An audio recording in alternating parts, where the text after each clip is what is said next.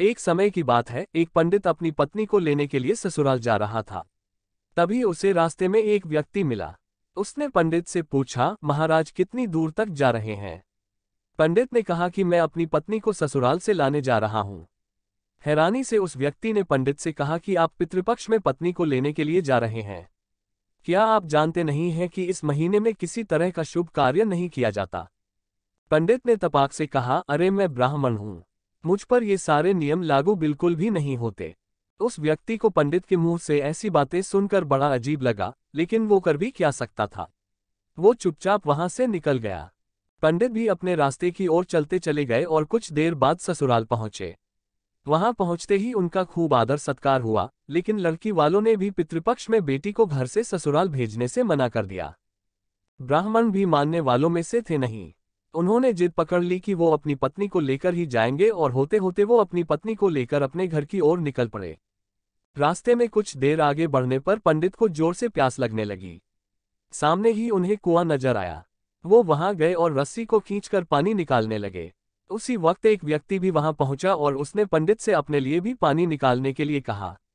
जैसे ही पंडित उसके लिए पानी निकालने लगे तो उसने पंडित को उठाकर कुएं के अंदर डाल दिया और पंडित के भेष में उसकी पत्नी के साथ रास्ते में आगे बढ़ने लगा। दोनों कुछ देर बाद पंडित के घर पहुंच गए। वो व्यक्ति पंडित का ही रूप बनाकर उस महिला के साथ रहने लगा।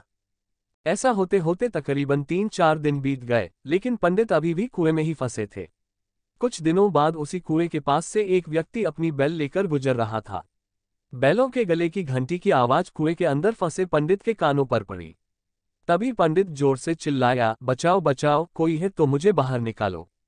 बैल लेकर जा रहे आदमी को लगा कि कुएं से कोई भूत बोल रहा है। फिर भी वो हिम्मत करके कुएं के पास गया और पूछा, कौन हो तुम?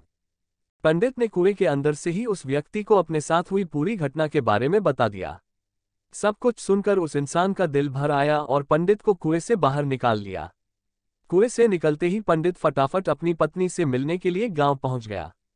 वहां जाते ही उसे पता चला कि उसी के भेष का एक इंसान गांव में रह रहा है। पंडित ने अपने पिता को बताया कि मैं आपका असली बेटा हूं। इसने मुझे कुएं में धक्का मार दिया था और मेरा रूप लेकर यहां आ गया है। यही बात पंडित पूरे गांव वालों को बोलने लगा, लेकिन किसी ने उसकी बात पर भरोसा नहीं किया। बात इतनी बड़ी कि राजा के पास तक पहुंच गई। राजा ने पूरा मामला सुनने के बाद एक बड़ा सा चबूतरा बनवाकर पूरे राज्य के लोगों को बुलाया। साथ ही एक लोटा भी वहां रख दिया। जब सभी लोग वहां पहुंच गए तो राजा ने दोनों से पूछा, तुम में से असली पंडित कौन है? जवाब में दोनों ने कहा, मैं असली हूं, मैं असली हूं। इस बात को सुनते ही राजा ने कहा कि जो भी जल्दी से इस लोटे में घुसकर बाहर निकलेगा, उसी को मैं असली पंडित घोषित कर दूंगा। इतना सुनने पर झट से एक पंडित लोटे के अंदर घुस गया। इतने में राजा ने लोटे का ढक्कन तेजी से बंद कर दिया। लोटे के अंदर बंद होते ही वो चिल्लाने लगा कि राजा मुझे माफ कर दो, मैं आगे से ऐसा कुछ नहीं करूंगा। इतना सब देखकर लोग समझ गए कि असली पंडित कौन है। सबको पता चल गया कि वो भूत था जो लोटे में घुस गया था।